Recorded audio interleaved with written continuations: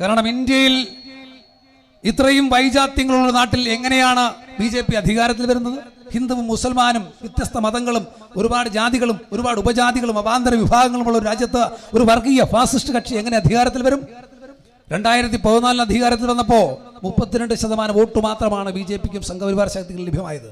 ബാക്കി 68% വോട്ടും അപ്പുറത്തായിരുന്നു. അത് ചിതറിപ്പോയത് കൊണ്ടാണ് BJPയും സംഘപരിവാർ ശക്തികളും അധികാരത്തിലേറിയത്. 2019 അധികാരത്തിൽ വരാൻ കാരണം എന്താ? അധികാരം പുറത്താകുമെന്ന് ഉറപ്പായപ്പോ പുൽവാമ കൊണ്ടുവന്ന് ബാലാക്കോട്ട് കൊണ്ടുവന്ന് ആക്രമണം സൃഷ്ടിച്ച് പാകിസ്ഥാനെതിരായിട്ടുള്ള വികാരം പ്രകടിപ്പിച്ച് ആർക്കും ഒരക്ഷരം ഉരിയാടാൻ അവസരം കൊടുക്കാതെ അതിന്റെ തിണ്ണമെടുക്കിൽ ഈ നിലപാട് സ്വീകരിച്ച് അധികാരത്തിലേറിയതല്ലേ? എന്ന് പറഞ്ഞാൽ മതേതരത്വ വോട്ടുകൾ ചിഹ്ന ഭിന്നമാക്കുമ്പോൾ അങ്ങനെ, പാകിസ്ഥാൻ വിരോധം പ്രകടിപ്പിക്കുമ്പോൾ അങ്ങനെ രാജ്യത്തിന്റെ വസ്തുതകൾക്ക് എതിരായ നിലപാട് സ്വീകരിച്ചുകൊണ്ട് വസ്തുതകൾ ചർച്ച ചെയ്യപ്പെടാതെ അവസരം ഉണ്ടാക്കിക്കൊണ്ട് ഒരു നിലപാട് സ്വീകരിച്ചുകൊണ്ട് എല്ലാ കാലവും ഈ BJPയും സംഘപരിവാർ ശക്തികളും അധികാരത്തിൽ വരുന്നത്. അങ്ങനെ അധികാരത്തിൽ വരുമ്പോ അവർക്ക് കൃത്യമായ അജണ്ടയുണ്ട്. അജണ്ട എന്താ? ആദ്യമായി അധികാരത്തിലേറാൻ മുന്നോട്ട് വെച്ചത് രാമരാജ്യം എന്ന പ്രഖ്യാപനമായിരുന്നു. രാമരാജ്യം, അതിനുവേണ്ടി രാമക്ഷേത്ര നിർമ്മാണത്തിന് വേണ്ടി അയോധ്യയിൽ രാമക്ഷേത്രം നിർമ്മിക്കുന്നതിന് വേണ്ടി ആരാണ് നിലപാട് സ്വീകരിച്ചത്? അദ്വാനി അടക്കമുള്ള രഥയാത്ര സംഘടിപ്പിച്ചു. ശ്രീരാമന് വേണ്ടിയാണ് രഥയാത്ര സംഘടിപ്പിച്ചത്. ആരാ ശ്രീരാമൻ? ശ്രീരാമൻ എന്ന വാക്കിന്റെ അർത്ഥം മര്യാദ പുരുഷോത്തമൻ എന്ന. ഹിന്ദു പുരാണ ദൈവമായ ശ്രീരാമൻ മര്യാദ പുരുഷോത്തമൻ എന്നറിയപ്പെടുന്നു. തന്റെ അച്ഛന് കൊടുത്ത വാക്കു പാലിക്കാൻ വേണ്ടി സർവ്വസംഘ പരിത്യാഗിയായി കാട്ടിലേക്ക് പോയാൾ, ചെങ്കോൽ ഉപേക്ഷിച്ചയാൾ, സിംഹാസനം ഉപേക്ഷിച്ചയാൾ, എല്ലാം ഉപേക്ഷിച്ച് പോയ ആളിനെ അയോധ്യയിൽ കുടിയിരുത്തുവാൻ വേണ്ടി ഒരു ക്ഷേത്രം പണിയാൻ വേണ്ടി പോകുന്നു എന്ന് പറഞ്ഞാൽ അത് പുരാണ കഥാപാത്രത്തിന് അനുയോജ്യമാണോ? ഹിന്ദുമത വിശ്വാസത്തിന് അനുയോജ്യമാണോ? അല്ല. അപ്പൊ ആർക്കു വേണ്ടിയ? വോട്ടിനു വേണ്ടി. ഇപ്പൊ രാമക്ഷേത്ര നിർമ്മാണവുമായി രംഗപ്രവേശം ചെയ്തു, രഥയാത്ര നടത്തി. ഇന്ത്യൻ മതേതരത്വ സംസ്കാരത്തിന്റെ ശോഭയായിരുന്ന ലോക മഹാരാജ്യങ്ങൾക്ക് മുന്നിൽ ഇന്ത്യയുടെ ഏറ്റവും വലിയ മതേതരത്വ സംസ്കാരം ഉയർത്തിപ്പിടിച്ച ബാബറി മസ്ജിദിന്റെ മിനാരങ്ങൾ, തങ്കത്താളികക്കുടങ്ങൾ തല്ലി തകർത്തുകൊണ്ട് സംഘപരിവാർ കർഷകർ ആ ബഹുമാനപ്പെട്ട ഏറ്റവും പുരാതനമായ പള്ളി തല്ലി തകർത്തപ്പോൾ നഷ്ടപ്പെട്ടത്, ഇല്ലാതായത് ഇന്ത്യയുടെ ആത്മാഭിമാനമായിരുന്നു. ആത്മാഭിമാനം തകർത്തത് രാമക്ഷേത്രത്തിന് വേണ്ടിയാണോ? രാമൻ ജീവിച്ചിരുന്നെങ്കിൽ ഒരിക്കലും മാപ്പ് കൊടുക്കുകയില്ലായിരുന്നു. അത് ആവർത്തിച്ചപ്പോൾ ഏത് കാര്യവും ആവർത്തിച്ചാൽ തുരുമ്പിക്കപ്പെടും. അപ്പോൾ വിഷയം മാറ്റി, നിലപാട് മാറ്റി. രാമരാജ്യം ഒന്ന് ക്ഷീണിച്ചപ്പോ പുതിയ നിലപാട് കൊണ്ടുവന്നു. അതാ ഞാൻ പറയുന്നത്, ഇതൊന്നും യാദൃച്ഛികമല്ല. എന്താ? ഗർഭാപ്പസി വന്നു. ഇന്ത്യയിലെ മുഴുവൻ മതന്യൂനപക്ഷങ്ങളും എല്ലാവരും നേരത്തെ ഹിന്ദു മതത്തിലുള്ളവരായിരുന്നു. അവരെല്ലാം പരിവർത്തനം ചെയ്ത് മതപരിവർത്തനം ചെയ്യപ്പെട്ടു പോയവരാണ്. അതുകൊണ്ട് തറവാട്ടിലേക്ക് മടങ്ങി വരൂ. ഗർഭാപ്പസി കൊണ്ടുവന്നു. ആ ഗർഭാപ്പസി കൊണ്ടുവന്ന് ഇന്ത്യൻ മുസൽമാന്മാർക്ക് ആശങ്ക ഉണ്ടാക്കാൻ ശ്രമിച്ചു. അതും ആവർത്തിച്ചപ്പോൾ തുരുമ്പെടുത്തു. പുതിയ മുദ്രാവാക്യം വന്നു. എന്താ? ലവ് ജിഹാദ്. ഇന്ത്യൻ ന്യൂനപക്ഷങ്ങൾ, മുസ്ലിം ന്യൂനപക്ഷങ്ങൾ ന്യൂനപക്ഷമായിൽ നിന്ന് ഭൂരിപക്ഷമാകാൻ ആഗ്രഹിക്കുന്നു. അങ്ങനെ ഭൂരിപക്ഷമാകാൻ ആഗ്രഹിക്കുമ്പോ ആ ഭൂരിപക്ഷമാകാൻ വേണ്ടി ഇവിടുത്തെ മുസ്ലിം ചെറുപ്പക്കാർ മറ്റു മതങ്ങളിൽ പോയി ആളുകളെ വശീകരിച്ച് വിവാഹം ചെയ്ത് ഭൂരിപക്ഷമാകാൻ ശ്രമിക്കുന്നു. അതുകൊണ്ട് ജിഹാദാണ്, ലവ് ജിഹാദാണെന്ന് ഈ സംഘപരിവാർ ശക്തികൾ ആക്രോശിച്ചു. ആ നിലപാട് സംഘർഷമുണ്ടാക്കാൻ ശ്രമിച്ചു. അതും തുരുമ്പെടുത്തപ്പോ പുതിയ മുദ്രാവാക്യം വന്നു. എന്താ? ഗോമാതാവ്, പശു മാതാവാണ്. ആരെങ്കിലും പശുവിനെ മാതാവായി കണ്ടാൽ അങ്ങനെയും കാണാം, തർക്കമൊന്നും നമുക്കില്ല. പശു മാതാവാണ്. കാരണം എന്താ? എന്തിനാ പശുവിനെ മാതാവാക്കുന്നത്, പോത്തിനെ അച്ഛനാക്കുന്നത്? വേറൊന്നും കൊണ്ടല്ല. ഈ രംഗത്ത് വ്യവസായം നടത്തുന്ന മുസൽമാന്മാരായിട്ടുള്ള ആളുകളെ കടന്നാക്രമിക്കാൻ, ആൾക്കൂട്ട ആക്രമണത്തിൽ കൂടി തച്ചു തകർത്തില്ലായ്മ ചെയ്യാൻ നിലപാട് സ്വീകരിക്കാൻ കിട്ടിയ അവസരം കൊണ്ടാണ് ഗോമാതാവ് എന്ന പുതിയ മുദ്രാവാക്യം കൊണ്ടുവന്നത്. പശ്ചിമ യുപിയിൽ ഇവിടെ ഉസ്താദ് പറഞ്ഞല്ലോ, മുഹമ്മദ് അഖ്ലാഖ് എന്ന് പറയുന്ന മധ്യവയസ്കൻ, തന്റെ മകൻ ഇന്ത്യൻ സുരക്ഷാ സേനയുടെ ഭാഗമാണ്, ഇന്ത്യൻ പട്ടാളക്കാരനാണ്. ഞാനും നിങ്ങൾ ഉറങ്ങുമ്പോൾ എന്നെയും നിങ്ങളെയും കാക്കുവാൻ വേണ്ടി ഉറക്കം വിളിച്ച് അതിർത്തിയിൽ കാത്തിരിക്കുന്ന മുഹമ്മദ് അഖ്ലാഖിന്റെ മകൻ. അങ്ങനെ കാത്തിരിക്കുമ്പോ ആ മുഹമ്മദ് അഖ്ലാഖിനെ പച്ചക്ക് തല്ലി തച്ച് തകർത്തത്, ഇല്ലാതെ ചെയ്തത് ഈ സംഘപരിവാർ ശക്തികളാണ്. എന്തിനാ? വീട്ടിൽ പശുമാംസം സൂക്ഷിച്ചു എന്ന് സംശയം തോന്നിയത് കൊണ്ട്. ഉണ്ടോണ്ടിരിക്കുമ്പോൾ നായർക്കൊരു ഉൾവിളി ഉണ്ടോ എന്ന് പറഞ്ഞതുപോലെ അങ്ങനെ ഒരു സംശയം തോന്നിയത് കൊണ്ട് ആരാ ചെയ്തത്? അവിടുത്തെ പുരോഹിതന്മാർ ചേർന്നുകൊണ്ട്, ഒരു സംഘം സംഘപരിവാർ ശക്തികൾ ചേർന്നുകൊണ്ട് മുഹമ്മദ് അഖ്ലാഖിനെ തച്ചു കൊന്നു. അത് പുതിയ മുദ്രാവാക്യം. ഒരാളെ മാത്രമല്ല, പല സ്ഥലങ്ങളിൽ ആൾക്കൂട്ട ആക്രമണങ്ങൾ സംഘടിപ്പിക്കപ്പെട്ടു. കാരണം എന്താ? ഈ ആൾക്കൂട്ട ആക്രമണങ്ങളെല്ലാം തന്നെ പശു വ്യാപാരത്തിന്റെ പേരിൽ പശു സംരക്ഷണത്തിന് നിലപാട് സ്വീകരിച്ചുകൊണ്ട് വന്നു. അങ്ങനെ ആൾക്കൂട്ട ആക്രമണത്തിൽ ആളുകൾ കൊല്ലപ്പെട്ടു, ആളുകൾ പീഡിപ്പിക്കപ്പെട്ടു. ആര്? മുസ്ലിം ന്യൂനപക്ഷങ്ങൾ. അത് ആവർത്തിച്ചുകൊണ്ടേയിരുന്നു. മുസ്ലിം സമുദായം ആശങ്കയിലായി, അരക്ഷിതാവസ്ഥയായി. ഇതിനെതിരെ നിലപാട് സ്വീകരിച്ചവർ, ജനാധിപത്യ കഴിവേട്ടം അവസാനിപ്പിക്കുവാൻ വേണ്ടി ഉജ്ജ്വലമായ നിലപാട് സ്വീകരിച്ച സാഹിത്യകാരന്മാർ, ശാസ്ത്ര പ്രതിഭകൾ, സാമൂഹിക പ്രവർത്തകർ, ഗൗരി ലങ്കേഷ്, നരേന്ദ്ര ദബോൾക്കർ, ഗോവിന്ദ പൻസരെ, ഡോക്ടർ MM കൽബുർഗി അടക്കമുള്ളവരെ തച്ചുകൊന്നു. ആര്? വേറെ ആരുമല്ല, ഇന്ത്യൻ ഹിന്ദു വർഗീയവാദികൾ, സംഘപരിവാർ ശക്തികൾ. ഇവർ പറയുന്നത് എന്താ? ഇവർ പറയുന്നത് ഇസ്ലാമിക നിലപാട് സ്വീകരിക്കുന്നവരാണ് രാജ്യത്ത് ഭീകരവാദം ഉണ്ടാക്കുന്നതെന്ന്. ഞാൻ ചോദിച്ചുകൊള്ളട്ടെ, ഇവിടെ ഗൗരി ലങ്കേഷിനെ കൊന്നത് ഇസ്ലാം തീവ്രവാദികളാണോ? ഗോവിന്ദ പൻസരെ കൊന്നത്, നരേന്ദ്ര ദബോൾക്കറെ കൊന്നത്, ഡോക്ടർ എം കൽബുർഗിയെ കൊന്നത് ഹിന്ദു തീവ്രവാദികളല്ലേ? ഹിന്ദു വർഗീയവാദികളല്ലേ? ഇന്ത്യയുടെ പ്രധാനമന്ത്രിക്ക് കമാന്ന് രക്ഷണമിണ്ടാൻ കഴിഞ്ഞോ?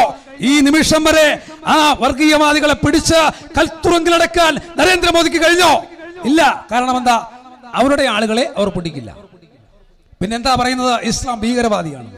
ഇന്ത്യയുടെ ഏറ്റവും പ്രധാനപ്പെട്ട പ്രധാനമന്ത്രിയായിരുന്ന ഇന്ത്യയുടെ ഉരുക്കു വനിത ഇന്ദിരാഗാന്ധിയെ കൊന്നത് ഇസ്ലാം തീവ്രവാദികളാണോ? അല്ല. ഇന്ത്യയുടെ ആത്മാവെന്ന് വിശേഷിപ്പിക്കപ്പെടുന്ന ഇന്ത്യയുടെ രാഷ്ട്രപിതാവ് ഗാന്ധിജി തന്റെ പ്രാർത്ഥനാ മന്ദിരത്തിലേക്ക് 49 കിലോഗ്രാം തൂക്കമുള്ള ഗാന്ധിജി 2 സ്ത്രീ സഹോദരിമാരുടെ തോളിൽ തൂങ്ങി പ്രാർത്ഥനാ മന്ദിരത്തിലേക്ക് പോകുമ്പോ ഗോഡ്സെ എന്ന് പറയുന്ന വർഗീയ ഫാസിസ്റ്റ് നേതാവ് വന്ന് തന്റെ മുന്നിലേക്ക് വന്ന് ഗാന്ധിജിയുടെ മുന്നിലേക്ക് വന്ന് ഒന്ന് വണങ്ങി. വണങ്ങിയത് വിനയം കൊണ്ടല്ല, ബഹുമാനം കൊണ്ടല്ല, മറിച്ച് വണങ്ങിയത് കൃത്യമായ അളവെടുക്കാൻ, നന്നായി കുനിഞ്ഞു വണങ്ങി ഗാന്ധിജിയുടെ നേരെ നിറയൊഴിക്കാൻ കൃത്യമായ അളവെടുത്തുകൊണ്ട് അളവുറപ്പിച്ച് 4 പടി കൃത്യമായി വെച്ച് ഗാന്ധിജി എന്ന ഇന്ത്യയുടെ ആത്മാവിനെ തച്ചു തകർത്ത് ഇല്ലാതാക്കിയത് സംഘപരിവാർ നേതാവല്ലേ? അതാര്? ഗോഡ്സെ അല്ലേ? അപ്പം ആരാണ് ഇന്ദിരാഗാന്ധിയെ കൊന്നത്? ഇന്ത്യയുടെ രാഷ്ട്രപിതാവായ മഹാത്മാഗാന്ധിയെ കൊന്നത്. ഇതപ്പുറത്ത് അങ്ങോട്ട് നോക്കൂ, ശ്രീ പെരുമ്പത്തൂരിൽ രാജീവ് ഗാന്ധി എന്ന് പറയുന്ന ഇന്ത്യയുടെ കമ്പ്യൂട്ടർ പ്രധാനമന്ത്രിയെ, സുമുഖനായ പ്രധാനമന്ത്രിയെ ആരാണ് ഇല്ലായ്മ ചെയ്തത്? കൊന്നത്, ചിതറിപ്പോകാൻ കാരണമായത് ഇസ്ലാമിക തീവ്രവാദികളാണോ? അല്ല. പിന്നെ എവിടെയാ പറയുന്നത്? എന്താ പറയുന്നത്? ഇസ്ലാം മതവിശ്വാസികൾ തീവ്രവാദത്തിന്റെ സ്പോൺസർമാരാണെന്ന് സംഘപരിവാർ പറയുന്ന തെളിവെന്താ? ഒരു തെളിവുമില്ല. ബാബറി മസ്ജിദ് തല്ലി തകർത്തപ്പോ, ഏറ്റവും പ്രധാനപ്പെട്ട ആരാധനാലയം തകർന്നപ്പോ നെഞ്ചു തകർന്ന ഇന്ത്യൻ മതന്യൂനപക്ഷങ്ങൾ, മുസ്ലിം ന്യൂനപക്ഷങ്ങൾ കേരളത്തിലെ ഏതെങ്കിലും ഒരു ക്ഷേത്രത്തിന് നേരെ ഒരു ചെറിയ കല്ലെടുത്തെറിഞ്ഞോ? ഇല്ലല്ലോ. കാരണം എന്താ? ഇന്ത്യൻ മതേതരത്വം ഉയർത്തിപ്പിടിക്കാൻ ഇന്ത്യൻ ദേശീയ മുസൽമാന്മാർക്ക് ബാധ്യതയുണ്ട് നിലപാട് ഉയർത്തിപ്പിടിച്ചുകൊണ്ട് അവർ ആ നിലപാട് സ്വീകരിച്ചത്.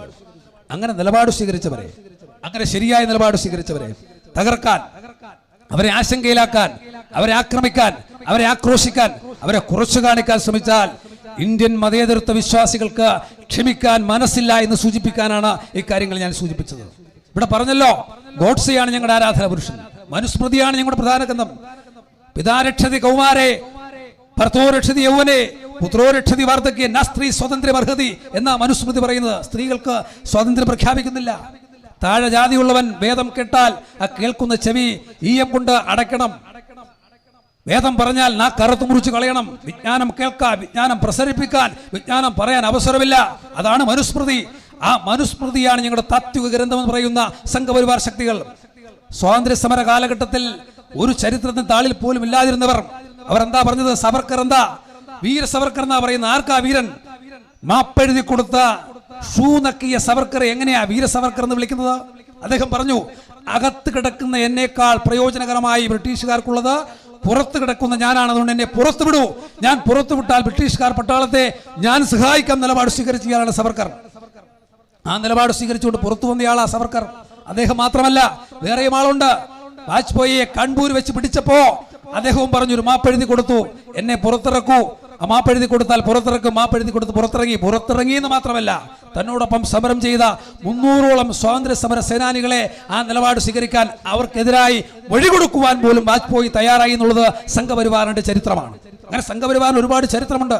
ഇവിടെ ഞാൻ പറയാൻ ആഗ്രഹിക്കുന്നത്, അപ്പൊ സംഘപരിവാർ ശക്തികൾ നമ്മളെ കടന്നാക്രമിക്കാൻ ശ്രമിച്ചുകൊണ്ടേയിരിക്കുന്നു.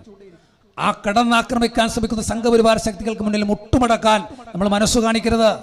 അതിശക്തമായ ജനാധിപത്യ പ്രതിഷേധം സംഘടിപ്പിക്കണം. ആ പ്രതിഷേധങ്ങൾ നാടൊട്ടുക്കെ സംഘടിപ്പിക്കണം. ഇവിടെ പറഞ്ഞല്ലോ, ഹിന്ദു രാഷ്ട്രമാക്കാൻ വേണ്ടി നിലപാട് സ്വീകരിച്ചുകൊണ്ടിരിക്കുന്നു. എന്താ പറഞ്ഞത്? ഗോഡ്സെ മഹാത്മാഗാന്ധിയെ കൊന്ന് ഗോഡ്സെക്ക് വധശിക്ഷ വിധിക്കപ്പെടാൻ പോകുമ്പോ അദ്ദേഹത്തോട് ചോദിച്ചു, എന്താണ് നിങ്ങൾക്ക് കുറ്റബോധമുണ്ടോ? ഒരു കുറ്റബോധവുമില്ല. വേറെ ചില ആളുകളെ കൂടി കൊല്ലാൻ തീരുമാനിച്ചു, നടക്കാതെ പോയതിന്റെ വിഷമം മാത്രമേ ഉള്ളൂ. സംഘപരിവാർ നേതാക്കന്മാരോട് ഗോഡ്സെ പറഞ്ഞു. എന്താ പറഞ്ഞത്? സംഘപരിവാർ നേതാക്കന്മാരോട് ഗോഡ്സെ പറഞ്ഞു, ഞാൻ മരണപ്പെട്ടു കഴിഞ്ഞാൽ എന്റെ ചിതാഭസ്മം നിങ്ങൾ ഗംഗയിൽ നിമഞ്ജനം ചെയ്യരുത്. എന്തുകൊണ്ടാ? ഗംഗയിൽ നിമഞ്ജനം ചെയ്യണമെങ്കിൽ ഇന്ത്യ ഒരു ഹിന്ദു രാഷ്ട്രമാകണം. ഇന്ത്യ എന്നൊരു ഹിന്ദു രാഷ്ട്രമാകുന്നോ അന്ന് മാത്രമേ ഗോഡ്സെ പറഞ്ഞത് എന്റെ ചിതാഭസ്മം നിമഞ്ജനം ചെയ്യാൻ പാടുള്ളൂ ഗംഗയിൽ. ഇന്നും നാഗ്പൂരിൽ കേന്ദ്ര കാര്യാലയത്തിൽ സംഘപരിവാർ കാര്യാലയത്തിൽ സൂക്ഷിച്ചു വെച്ചിട്ടുണ്ട് ഗോഡ്സെയുടെ ചിതാഭസ്മം. ചെറിയ ചുവന്ന പട്ടിൽ കെട്ടി കൃത്യമായി സൂക്ഷിച്ചു വെച്ചിട്ടുണ്ട്. എന്തിനാ? ഗംഗയിൽ നിമജ്ജനം ചെയ്യാൻ. എങ്ങനെയാ ഇന്ത്യ ഒരു ഹിന്ദു രാഷ്ട്രമാകുമ്പോ എനിക്ക് പറയാനുള്ളത്, പലപ്പോഴും അമിത്ഷായും മോദിയും പോയി ആ പറയുന്ന ചുവന്ന പട്ടെടുത്തു വെച്ച് നന്നായി മണപ്പിക്കുകയും തൊഴുകയും ചെയ്യുന്നുണ്ട് ഊർജം കിട്ടാൻ. ആ ഊർജവുമായി ഇങ്ങ് വന്നാ മതി. ഇന്ത്യൻ മതേതരത്വ വിശ്വാസികൾക്ക് അവസാന ശ്വാസമുള്ളിടത്തോളം കാലം ഗോഡ്സെയുടെ സ്വപ്നമായി മാത്രം അവശേഷിക്കുകയുള്ള കാര്യത്തിൽ ഒരു തർക്കവും വേണ്ട. കാരണം ഇത് ഇന്ത്യ ജനാധിപത്യ രാജ്യമാണ്, മതേതരത്വ രാജ്യമാണ്, ഇന്ത്യക്ക് ഭരണഘടനയുള്ള രാജ്യമാണ്, രാഷ്ട്രീയ പ്രസ്ഥാനങ്ങൾ സജീവമായി പ്രവർത്തിക്കുന്ന രാജ്യമാണ്, ഇന്ത്യൻ ദേശീയ ബോധമുള്ള രാഷ്ട്രീയ പ്രസ്ഥാനങ്ങളും മതേതരത്വ പ്രസ്ഥാനങ്ങളും ഉള്ള രാജ്യമാണ്. ഇവിടെ ഇത്തരം ഒരു നിലപാട് സ്വീകരിക്കാൻ ആരും അനുവദിക്കുകയില്ല. ആ നിലപാട് സ്വീകരിച്ചുകൊണ്ടാണ് മുന്നോട്ട് വരുന്നത്. ഇവിടെ പറഞ്ഞല്ലോ, ഇന്ത്യയിലെ മുസൽമാന്മാരെല്ലാം പാകിസ്ഥാനിലേക്ക് പോകണം. ആരാ പറയുന്നത്? സാക്ഷി മഹാരാജ് പറയുന്നു. BJPയുടെയും സംഘപരിവാറിന്റെയും നേതാക്കന്മാർ പറയുന്നത് എന്താ? എല്ലാവരും പാകിസ്ഥാനിലേക്ക് പോകൂ. ഇന്ത്യൻ മുസ്ലിം സ്ത്രീകൾ കുട്ടികളെ ഉണ്ടാക്കുന്ന ഫാക്ടറികളാണെന്ന് പറയുന്നു. ആര്? സംഘപരിവാർ നേതാക്കന്മാർ. കബറിടത്തിൽ പോലും ഇന്ത്യൻ മുസ്ലിം സ്ത്രീകൾക്ക് സ്വൈര്യം കൊടുക്കാത്ത അശ്ലീല വർത്തമാനം പറയുന്നത് സംഘപരിവാർ നേതാക്കന്മാർ. എതിർക്കണ്ടേ? തകർക്കണ്ടേ? കൃത്യമായ അഭിപ്രായം പറയണ്ടേ? ഇന്ത്യയുടെ പ്രധാനമന്ത്രി സംഘപരിവാറിന് മാത്രം പ്രധാനമന്ത്രിയാകാൻ പാടില്ല. ഇന്ത്യയുടെ എല്ലാവരുടെയും പ്രധാനമന്ത്രിയാകണ്ടേ? ആകുന്നില്ല. മറിച്ച് സംഘപരിവാർ ശക്തികളെ പ്രോത്സാഹിപ്പിച്ചുകൊണ്ട് RSS അജണ്ട നടപ്പിലാക്കുവാൻ വേണ്ടി ഇവിടുന്ന് എല്ലാവരും പാകിസ്ഥാനിലേക്ക് പോകണമെന്ന് പ്രഖ്യാപനം നടത്തുന്നു. എന്ന് പറഞ്ഞാൽ ഇന്ത്യയിൽ ആരാ പാകിസ്ഥാനിലേക്ക് പോകേണ്ടത്?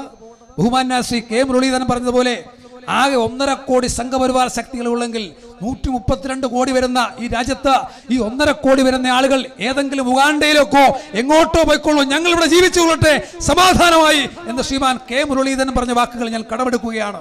അതാണ് വേണ്ടത്. കാരണം ഇന്ത്യ ഒരു ജനാധിപത്യ രാജ്യമാണ്. നിരാഷ്ട്രവാദം ഉണ്ടായത് സ്വാതന്ത്ര്യ സമര കാലഘട്ടത്തിലാണ്. ആ സ്വാതന്ത്ര്യ സമര കാലഘട്ടത്തിൽ ആ ചരിത്രത്തിൽ ഒരു പങ്കുമുള്ളവരല്ല ഈ പറയുന്ന ആര്? സംഘപരിവാർ ശക്തികൾ.